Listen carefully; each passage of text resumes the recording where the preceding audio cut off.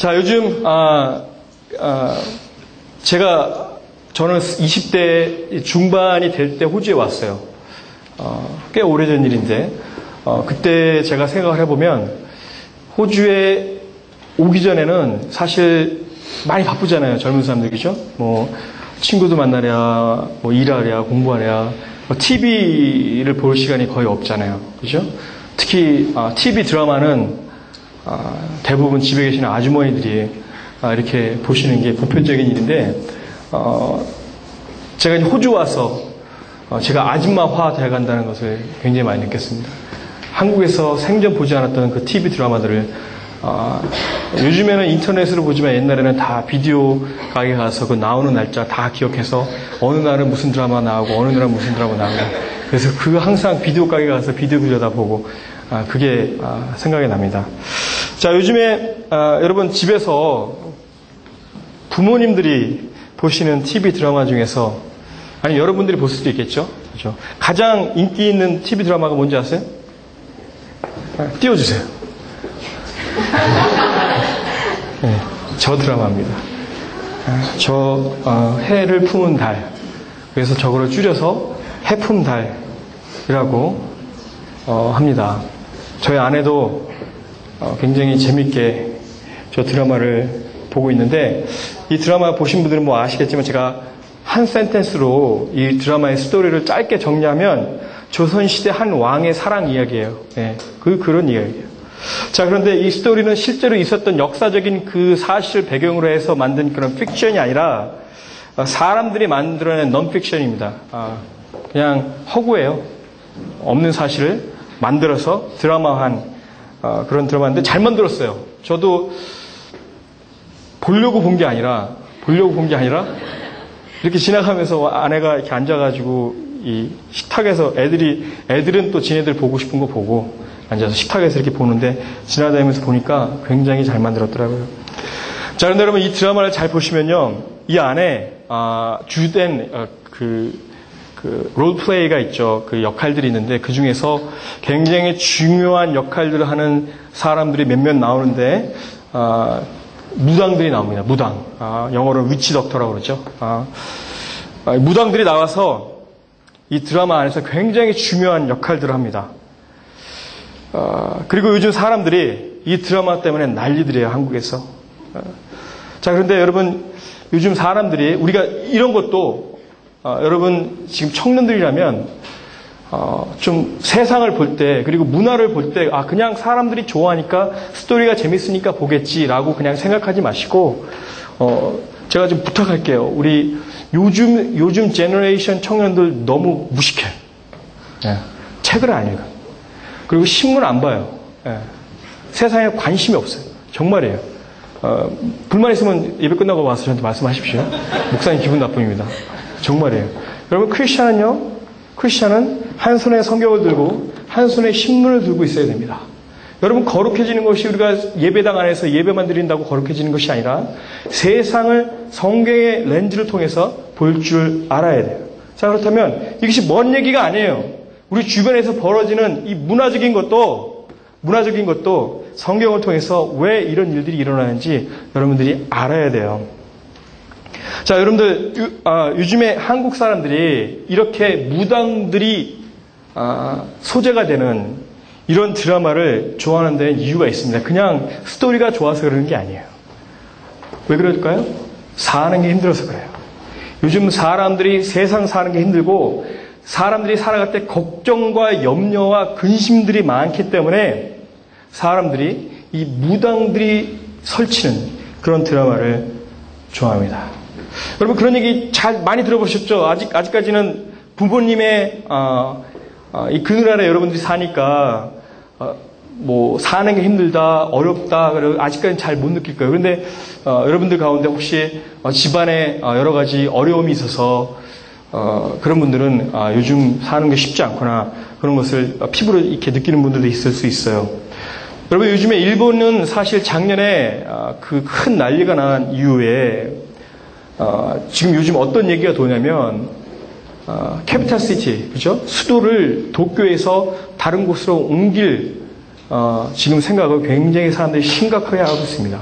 수년 안에 다시 한번 도쿄를 중심으로 해서 굉장히 큰 내추럴 디자스터가 일어날 것이다 라는 그런 사람들이 불안감과 이 염려 때문에 사람들이 거의 정신적인 공황, 패닉 상태에 빠져 있어요. 뿐만 아니죠. 뭐 이런 자연재해 때문에 일어나는 그런 불안감뿐만 아니라 우리 주변을 돌아보시면 아실 겁니다. 제가 며칠 전에 어떤 분을 이렇게 만나서 교제를 하는데 그분은 여기 호주 회사를 다니고 계세요. 굉장히 능력 있는 분이고 여자분인데 최근 이분께서 일하시는 그 사무실에서 그 오피스에서 이렇게 같이 일하는 사람들이 10명도 안 되는데 벌써 3-4명이 색당해서 직장을 떠났대요. 근데 그 회사를 들어가려면 굉장히 능력 있는 사람들만 들어갈 수 있는 회사예요. 그런데 최근 몇 개월 동안에 그렇게 이유 없이 경제가 어렵다는 이유로 회사에서 정리하게 되고 이렇게 떠나게 되는 이런 일들이 요즘 주변에서 많이 벌어지고 있습니다. 여러분 유럽 경제는 요즘 난리가 났죠.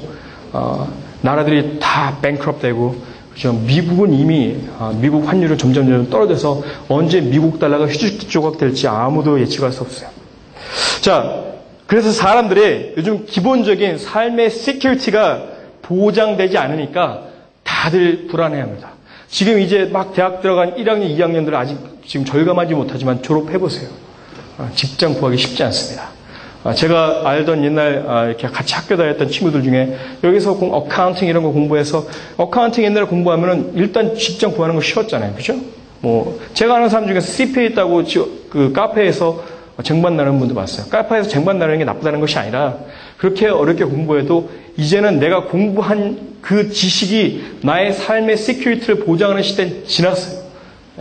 법대 나가서 취직됩니까? 아니에요. 요즘 그런 시대가 아니에요. 다들 그래서 불안해합니다.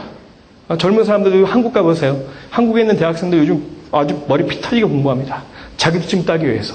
제가 재작년에 한번 한국 갔다가 낮에 뭐 책을 조사할 게 있어서 한국 그 동네에 있는 도서관에 가봤어요. 꽉 찼어요. 평일날인데 꽉 찼어요. 사람들 뭐 하는 줄 아세요? 다 앉아서 공무원 시험 공부하고 있어요. 공무원 시험. 진짜예요. 제가 호주에 오기 전 14년 전만 해도 평일날 낮에 그렇게 사람들 많지 않았어요. 도서관에. 근데 지금은 뭐 너도 나도 할 거 없이 대학교 1학년, 2학년 때부터 먹고 살기 위해서 기본적인 자기의 삶의 시큐리티를 보장받기 위해서 그렇게 평일 대낮에 학교 가는 그 시간 빼놓고 와서 사람들이 공부하는 모습을 봤을 때 제가 뭘 느꼈냐면 야 이제 정말 세상 사는 게 쉽지 않구나. 제가 그런 것을 느꼈습니다. 자, 그래서 여러분 사람들이 그런 불안감, 그런 걱정, 그런 근심을 어떻게 풀려고 합니까? 어디서 풀려고 그래요? 자기의 그런 불안한 미래에 대해서, 그죠? 귀로 직접 듣고 싶어 합니다. 그래서 사람들이 점집이나 무당집을 가는 거예요. 요즘 같은 시대에 돈 버는 사람들은 따로 있습니다. 돈 벌고 싶으세요? 무당하십시오. 점치세요. 잘 됩니다. 또 목사가 또 그런 얘기 했다고 시험 내지 마시고. 정말 잘 돼요. 그래서 사람들이 TV 드라마를 보더라도 이런 무당들의 이야기를 소재로 한 이런 드라마를 즐겨보는 거예요. 사는 것이 불안하기 때문에. 걱정에 가득하기 때문에. 자, 그런데 여러분 이것은 세상의 이야기만이 아니에요.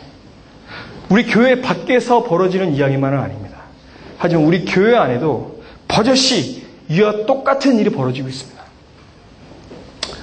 한 달 전쯤에 저희가 인도네시아 아울리치를 갔다 올 그 시기에 시드니 모 교회에서 어떤 교회에서 집회가 있었어요. 근데 그 집회에 굉장히 유명한 강사분이 한 분 오셨는데 이분이 어떤 은사가 있냐면 예언하는 은사가 있었어요. 예언하는 은사. 그리고 그 교회 그 집회에 많은 청년들이 가서 함께 예배드리고 예언을 받았어요. 그리고 그 집회에 가서 예언받았던 청년들의 이야기를 제가 직접 들은 건 아니고 이렇게 건너서 제가 얘기를 들었는데 그 예언받았던 친구들이 이런 얘기를 했다고 합니다. 예언받아서 너무나 감동받았고 예언받아서 너무나 은혜됐다. 회개했다. 뭐 이런 식의 이야기를 제가 이야기를 들었어요. 저는 이 말 듣고 굉장히 긴장했습니다. 그리고 혹시 우리 AS 청년부에 있는 청년들이 혹시 이 집회에 가지 않았나 라는 걱정부터 하게 됐어요. 제가 알기는 없습니다. 혹시 가신 분 있으면 저한테 와서 솔직히 자수하십시오. 네. 여러분, 그래서 어떤 이런 모임이나 여러분이 혹시 교회 안에서 이런 벌어지는 액티비티나 이런 것이 아닐 경우에 어떤 집회나 컨퍼런스에 가기 전에 꼭 목사님한테 와서 물어보는 게 굉장히 중요합니다. 여러분 스스로 분별하기 쉽지 않을 수도 있어요. 여러분, 이런 종류의 집회에 가는 것은요, 여러분 신앙에 결코 도움이 되지 않습니다. 자, 그렇다고 해서 제가 예언의 은사를 무시하는 건 아니에요. 여러분, 성경을 보면 분명히 예언의 은사에 대해서 언급하고 있어요. 자, 그런데도 불구하고 제가 왜 이런 집회들을 보면서 걱정하는지 여러분 그 이유를 아십니까? 사람들이 가서 예언받고 은혜받고 감동받고 이런 것들을 제가 왜 걱정하는지 이유를 아세요? 여러분, 우리가 예언을 듣기 위해서 이런 집회에 찾아가는 사람들은 대부분 하나님보다, 하나님의 말씀보다 예언을 더 믿고 의지합니다. 진짜예요. 이것은 마치 점을 치기 위해서, 우리가 무당집에 점을 치기 위해서 나의 불안한 미래를 귀로 직접 듣기 위해서 점집에 가는 것과 똑같아요. 다시 말해서 이런 집회는 교회를 무당집으로 만드는 거나 마찬가지 경험입니다. 제가 예전에 알던 전도사님 한 분, 제가 한번 잠깐 소개해드린 적이 있었는데, 수년 전에 이와 비슷한 집회가 있었어요. 저랑 예전에 같이 사역하던 친구였는데, 그 집회에 가서 이 친구도 똑같이 예언을 받았어요. 그런데 어떻게 그 예언을 받으면서 녹음을 했나 봐요. 그럼 이건 뭘 얘기합니까? 준비해서 갔다는 얘기예요. 그 예언 받는 것을 녹음하기 위해서 자기가 요만한 소형 녹음기를 가져갔다는 얘기예요. 그래서 그걸 녹음을 했어요. 근데 중요한 것은 이 친구 굉장히 신앙 좋은 친구거든요. 그러고 나서 제가 뭘 목격했냐면, 자기가 힘들 때마다 녹음했던 그 예언 그 목소리 녹음한 그 기계를 꺼내서 듣고 다니는 거예요. 계속 리피트하면서 듣고 다니는 거예요. 틈만 나면. 여러분, 우리가 살다 보면 기도할 때, 그렇죠? 여러분 기도할 때 그런 생각할 때 있죠. 하나님은 그냥 내가 이렇게 기도하고 하나님한테 여쭤보고 이럴 때 그냥 속 시원하게 다 그냥 보여주시면 안 될까?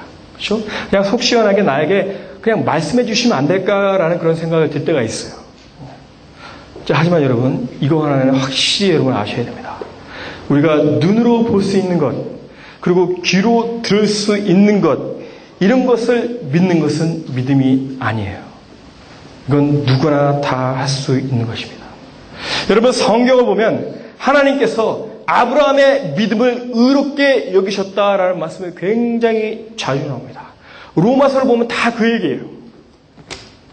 여러분, 하나님께서 왜 그 많은 성경에 나오는 그 수많은 인물들을 제쳐두고 왜 아브라함의 믿음을 칭찬하셨을까? 왜 그 많은 수많은 인물들의 믿음에 대해서 칭찬하지 않고 왜 아브라함의 믿음에 대해서만 의롭다고 말씀하셨을까요? 이유는 간단합니다. 아브라함은 도저히 머리로서 믿을 수 없는 것을 믿었기 때문에 하나님께서 그 믿음을 의롭다고 말씀하신 거예요. 우리가 머리로서 계산할 수 있고 눈으로서 확인할 수 있고 귀로서 들을 수 있는 것을 믿는 것은 결코 믿음이 아닙니다. 여러분, 이 세상 그 어느 것도 우리 하나님을 대신할 수 없습니다. 아멘? 아멘. 여러분, 이 세상 그 어느 것도 하나님보다 더 중요할 수 없습니다. 아멘? 아멘. 여러분, 이 사실을 항상 인정하면서 하셔야 돼요. 그리고 언제나 여러분이 하나님만 의지하고 하나님만 바라보고 하나님의 말씀만 듣기를 원하는 여러분이 되시기를 축복합니다. 아멘.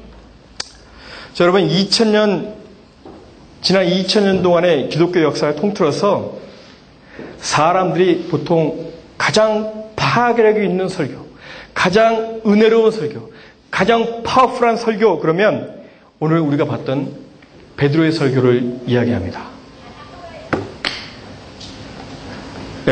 이거 핸드폰을 꺼주시기 바랍니다. 제가 중간중간에 좀 페이스페이죠. 단 한 번에 이 설교를 듣고 3,000명의 인생이 뒤집혀졌던 이 베드로의 설교가 오늘 우리가 봤던 이 본문 말씀에 나옵니다. 자, 23절과 24절 말씀을 우리 함께 보도록 하겠습니다. 사도행전 2장 23절과 24절 말씀을 우리 함께 읽겠습니다. 시작.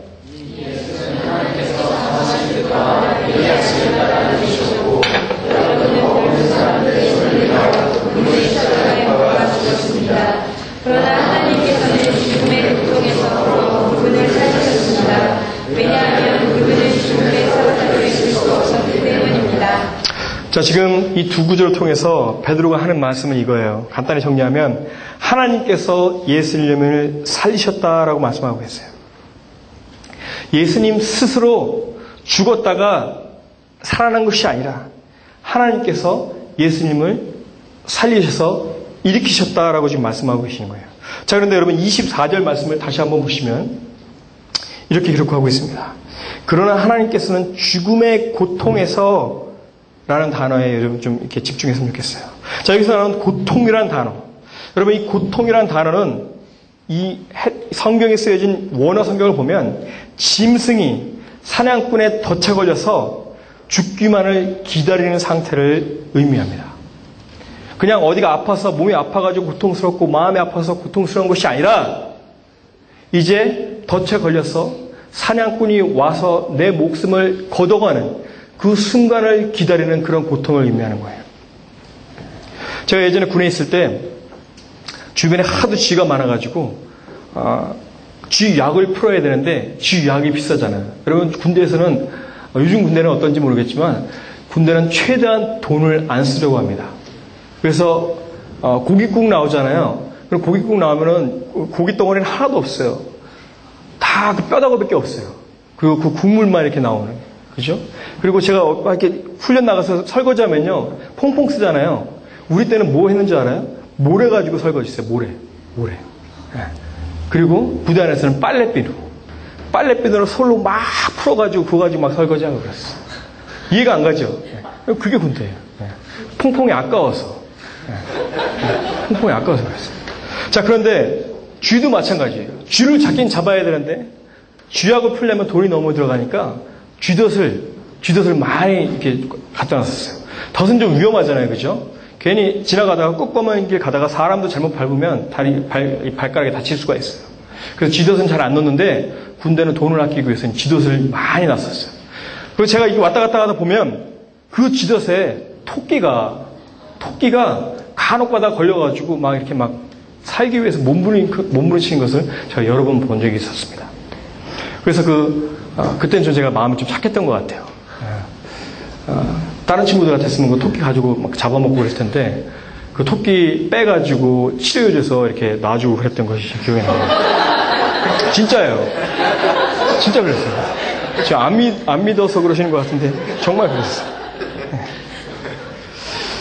자, 여러분 이렇게 덫에 걸린 짐승이 살아날 수 있는 방법은 자기 스스로 절대로 그 덫에서 빠져나올 수 없습니다. 하지만 누군가 와서 자기가 걸린 그 다리나 꼬리에 걸린 덫을 풀어줘서 놔줘야 목숨을 구원할 수 있어요. 자기 스스로 살아날 수 없다는 거예요. 자, 다시 말해서 지금 베드로는 이 말씀 가운데 왜 이 고통이라는 단어를 썼냐면 예수님 혼자 스스로 부활하신 것이 아니라 하나님이 이 예수님을 살리셨기 때문에 예수님께서 부활하셨다라고 말씀하고 계시는 거예요.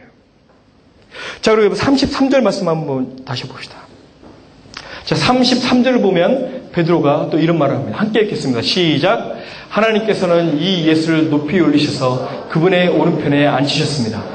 높임 받으신 예수께서는 아버지께서 약속하신 성령을 받아 우리에게 부어주셨는데 지금 여러분이 보고 있는 것이 바로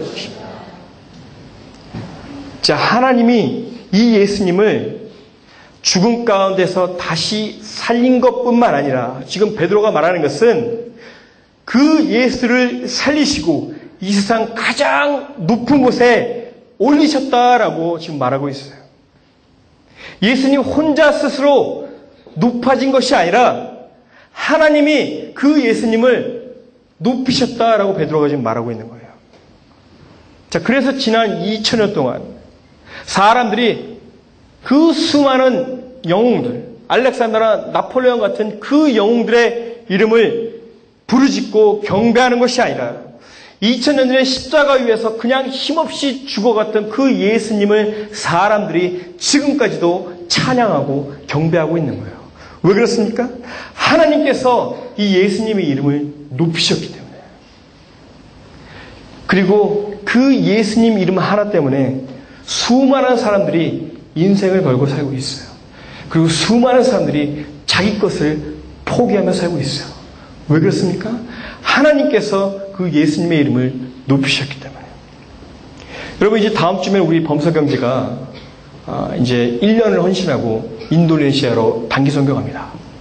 여러분, 범사경제가 백수입니까? 아니에요. 돈 잘 벌어요. 그렇다고 여기 여자친구가 없습니까? 아니에요. 알코올 된 여자친구랑 잘 사귀고 있어요. 가장 좋을 때, 가장 재밌는 시간은 그것을 포기하고 1년 동안 그 지역으로 가는 거예요. 굉장히 힘든 결정한 거예요. 여러분, 왜 그렇습니까? 바보라서? 아니에요. 아니에요. 예수님의 이름 때문에 가는 거예요. 예수님의 높으신 그 이름 때문에 범사경제는 자기의 그 즐거운 시간, 1년이면 그렇게 많은 돈을 벌 수 있는데도 그것을 다 포기하고 그 어렵고 힘든 곳으로 가는 거예요. 온 우주 만물을 창조하신 하나님께서 이 예수님의 이름을 높이셨기 때문에 자기가 누릴 수 있는 특권과 즐거움을 다 포기하고 가는 거예요. 자, 그럼 36절 말씀을 보시면 베드로가 또 이런 말을 합니다. 우리 함께 읽겠습니다. 시작. 36절. 시작. 그러므로 이스라엘 모든 집은 확실하게 알아두십시오. 여러분들이 십자가에 못 박은 이 예수를 하나님께서 주와 그리스도가 되게 하셨습니다. 자, 지금 베드로가 뭐라고 말하고 있습니까? 이 지극히 높으신 하나님이 예수님을 통해서 저와 여러분을 하나님의 자녀로 삼으셨다는 거예요. 예수님을 통해서 저와 여러분을 하나님의 아들과 딸로 삼으셨다는 거예요. 여러분, 제가 올해까지 이제 매년 가는 그 인도네시아 아울리치에 올해까지 4번째 갔었어요. 인도네시아만. 같은 지역을 4번째 갔는데, 이제 4번째 갔으니까 얼마나 많은 사람들의 얼굴을 알겠어요. 그쵸? 근데 갈 때마다 저를 정말로 기쁘게 받아주는 자매가 하나 있어요. 꼬마예요, 꼬마. 이름은 기타라는 친구예요. 이 기타라는 친구가 올해는 고아원에 있는 친구인데요. 처음에 딱 가자마자 제가 차에서 내리는데 그 아이가 저를 보면서 뭐라고 불렀는지 아세요? 뛰어오면서 아버지! 아버지! 부르더라고요. 이제 막 초등학생 아이가 저를 보면서 한국말을 배운 거예요. 울면서 막 뛰어와서 이렇게 저를 막 끌어안더라고요.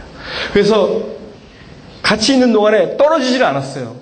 막 옆에 붙어가지고 꼭 끌어안고, 이제 이 아이가 처음에는 좀 작았는데 이제 좀 크니까 이제 여성이 좀 돼가잖아요. 옆에 막 너무 붙어 있으니까 제가 좀 민망하더라고요. 그런데도 안 떨어지려고 그래요. 막 손 붙잡고 어떻게 해서든지 막 스킨십 하려고 그러고.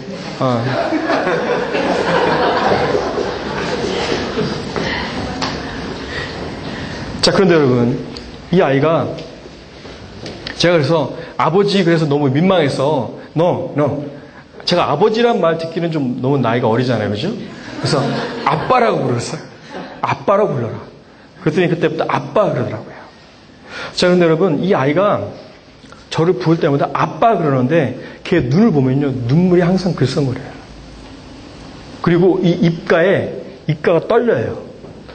이 울음을 참느라고 이 아이가 항상 눈물이 글썽거리고 입가가 떨리는 걸 제가 봤어요. 여러분, 저는 그 모습을 보면서 너무나 마음이 아팠습니다. 왜 그랬을까요?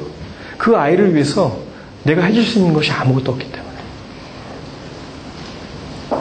자, 그런데 여러분, 이 아이가 왜 저를 보면서 그렇게 눈물을 글썽거리고 왜 잠시도 떨어지지 않으려고 옆에 와가지고 그렇게 붙어 있었을까?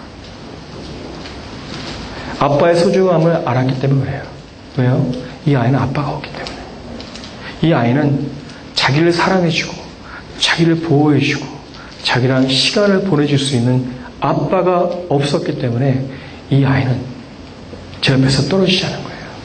그래서 저를 볼 때마다 이 아이가 그렇게 눈물을 글썽거리고 울음을 참았던 거예요.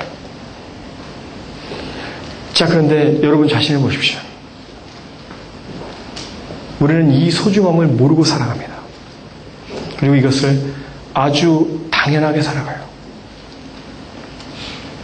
하나님이 저와 여러분을 자녀 삼아주신 것.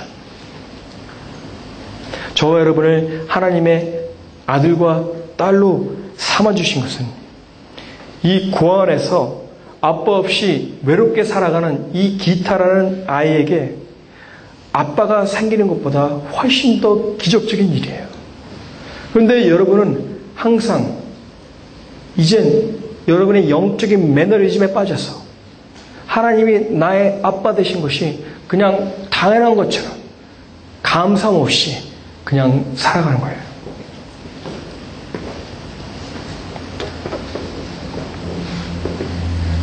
여러분, 하지만 저희 하나님은 다릅니다. 여러분이 아무리 그럴지라도, 여러분이 아무리 하나님께 감사하는 그런 마음이 없을지라도, 여러분, 저는 그 아이를 위해서, 그 고아원에서 외로움에 지쳐서 혼자 살아가는 그 아이를 위해서 아무것도 해줄 수 없는 무능력한 존재지만 우리 하나님은 다르십니다. 우리 하나님은 전지전능하신 분이에요. 우리 하나님이 여러분의 아버지세요. 하나님은 여러분을 절대로 포기하지 않으세요. 하나님 여러분과 절대로 떨어지지 않습니다. 여러분 그 사실을 항상 인정하며 살아가시길 바랍니다. 그리고 감사하면서 살아가시길 바랍니다. 자, 요즘 우리가 생명의 삶을 통해서 매일 출애굽기 말씀을 묵상하고 있습니다. 자, 그런데 여러분 요즘에 제가 이 말씀을 묵상하면 묵상할수록 하나님은 지금 우리가 어떤 믿음을 가지고 살아가는지에 대해서 너무나 선명하게 보여주고 있어요. 자, 출애굽기 초반부에 보면 모세가 태어나기 이전 상태를 보면 이스라엘의 백성들에게 있어서 희망이라는 것은 전혀 찾아볼 수 없는 것처럼 보입니다. 매일매일 그 고통스러운 노역에 시달리면서 자기들이 일한 정당한 대가를 받지 못하고 그 노예 생활을 했던 그 이스라엘 백성들에게는 내일이 보장되지 않았어요. 그리고 내후년이 보장되지 않았어요. 그리고 그렇게 고통 많은 자기들을 위해서 하나님은 아무것도 하는 것이 없는 것처럼 보입니다. 그것도 마치 430년의 시간 동안 이스라엘 백성들은 이 고통 가운데 슬픔에 잠겨 살고 있습니다. 자, 그런데 여러분 우리가 하나님의 말씀을 잘 읽어보면 하나님은 자기들의 백성들을 그냥 내버려 두시는 분이 아니에요. 사람들은 그 고통 가운데 살아갈 때 하나님은 우리와 같이 계시지 않는다. 하나님은 우리가 고통스러워할 때 우리를 지켜주시지도 않고 가만히 계시는 분이시다 라고 생각하고 있지만 하나님은 절대로 자기들의 백성을 그냥 내버려 두신 분이 아닙니다. 여러분 모세가 태어날 당시에 이집트의 바로 왕이 이스라엘의 남자아이가 태어나면 모조리 다 죽여라 라는 명령을 내립니다. 자, 그런데 그 가운데 모세의 어머니 요게벳은 모세를 죽이지 않고 숨어서 그 아이를 3개월 동안 키웁니다. 자, 그러다 결국 그 아이를 키우지 못하니까 그 아이를 바구니에 담아서 나일 강가에 띄우게 돼요. 자, 그런데 이 모세가 담긴 이 바구니를 누가 발견했습니까? 누가 발견했어요? 누가요? 다윗이 발견했어요? 아니죠. 바로 왕의 딸, 그렇죠? 공주가 발견했어요. 여러분 우리가 성경을 볼 때 그냥 우리가 마치 공부하는 것처럼 어떤 지식을 채우기 위해서 그냥 막 보면 안 됩니다. 하지만 그 상황을 여러분이 좀 마음으로 느끼면서 봤으면 좋겠어요. 그리고 그 상황을 좀 머릿속으로 그려가면서 여러분이 마치 좋아하는 드라마를 보면서 막 스토리를 막 그려나가잖아요. 저희 아내는, 와이프는 어떤 드라마를 보잖아요. 와가지고 막 떠들어요, 옆에 와가지고. 저 지난주에 줄거리가 어떻게 됐는지 알고 막 얘기해요. 저는 그 얘기를 듣기 싫은데, 왜냐면 재미가 없잖아요, 그러면. 그죠? 그것처럼 여러분이 좀 성경을 보면서 스토리를 좀 그려가면서 좀 봤으면 좋겠어요. 마음으로 느껴가면서. 그렇죠? 여러분 생각해 보세요. 자기 아이가 담긴 그 바구니를 강가에 띄웠는데 하필이면 그 수많은 이집트 사람들 중에서 왜 하필이면 공주가 발견했습니까? 그죠? 왜 하필이면 공주가 발견했겠어요? 이런 것은 우연의 일치가 아닙니다. 하지만 이것은 하나님의 절대적이고 완벽한 계획 가운데 일어난 우연이 아니라 필연이에요. 하나님께서 다 계획하시고 준비하신 거예요. 자, 그런데 여러분, 여기서 중요한 것은 하나님의 이런 역사 가운데 이 모세 어머니의 믿음이 없었다면 성경은 다시 쓰여졌을 거예요. 여러분, 모세 어머니가 이집트 왕의 명령을 어기고 모세를 죽이지 않는 것이 여러분 쉬운 일이라고 생각하십니까? 절대 아니에요. 이건 목숨을 건 일입니다. 이것은 만일 이렇게 아이를 키우다 걸리면 혼자만 죽는 것이 아니라 이건 집안에 있는 모든 친척들이 다 3대까지 몰살당할 수 있는 대역죄예요. 왜요? 왕의 명령을 반대했기 때문에. 왕의 명령을 어긴 것은 대역죄로 처리됩니다. 이것은 마치 지금 여러분 북한 평양 땅에 가서 길거리에서 예수 믿으십시오라고 전도하는 것과 똑같은 거예요. 어떻게 됩니까? 바로 처형이에요. 똑같은 상황이에요. 굉장히 위험한 상황이라는 거예요. 자, 그런데 여기서 끝나지 않습니다. 그러고 나서 또 어떤 일이 벌어집니까? 이집트의 공주가 모세가 담긴 그 바구니를 발견했을 때 출애굽기 2장 7절 말씀 보시면요. 거기서 또 뜬금없이 모세의 누나가 공주 앞으로 뛰쳐나옵니다. 감히 노예 따위가 한 나라의 공주 앞에 다가간 거예요. 여러분, 이것은 정말 죽으려고 작정한 겁니다. 살 마음이 없었던 정말 용기 있었던 행동이 아니라 정말 어떻게 보면 무모한 짓이에요. 자, 그런데 거기서 또 끝나지 않아요. 미리암이 또 어떻게 합니까? 자기의 엄마를 자기 동생의 유모로 삼는 데 성공합니다. 자, 그런데 더 재미있는 것은 그런 어린아이, 노예의 말을 이집트의 공주가 또 고지그대로 들어요. 여러분, 이게 가능한 일이라고 생각하세요? 가능하다고 생각하세요? 아니에요. 가능하지 않아요. 공주가 미쳤습니까? 그리고 공주가 그 어린 자기 아버지가 다 잡아서 죽이라고 했던 그 히브리의 어린아이를 왜 불쌍하게 여기고 왜 그 아이를 거두려고 하고 왜 그 아이를 위해서 그 어린아이가 말하는 말을 왜 듣습니까? 아니에요. 이거 우연의 일치도 아니에요. 하지만 하나님께서 그렇게 하신 거예요. 하나님께서 그 공주의 마음을 강권적으로 사로잡았기 때문에 모세가 살아난 거예요. 자, 그런데 여기서 더 중요한 것은 그런데도 불구하고 하나님께서 아무리 그 모든 일을 계획하고 준비하고 행하신다 할지라도 미리암의 믿음이 없었더라면 하나님의 뜻은 이루어지지 않았습니다. 여러분, 그래서 우리의 믿음이 중요한 거예요. 하나님이 아무리 거대한 계획을 세우고 하나님이 아무리 기적과 같은 일을 행할지라도 여러분이 하나님을 믿지 않으면 아무 일도 일어나지 않아요. 하지만 여러분이 믿으면 하나님의 그 엄청난 기적의 역사가 여러분의 삶 가운데 일어날 것입니다. 아멘. 여러분, 똑같이 어렵고 힘든 상황이었어요. 이 출애굽기 말씀 가운데 살았던 200만이 넘는 이스라엘 백성들 다 똑같이 힘들게 살았어요. 고통스러웠어요. 내일이 오는 것이 두려웠어요. 희망이라고는 전혀 보이지 않았어요.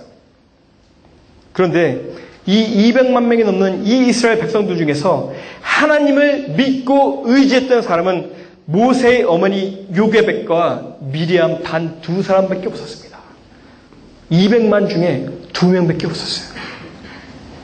하지만 나머지 사람들은 모두 다 그 살아계신 하나님을 믿지 않았습니다. 여러분, 참 아니요. 이 두 여인의 믿음이 없었더라면 이스라엘 백성들에겐 아무 일도 일어나지 않았을 거예요. 노예 생활이 430년이 아니라 4300년이 갈 수도 있었던 거예요.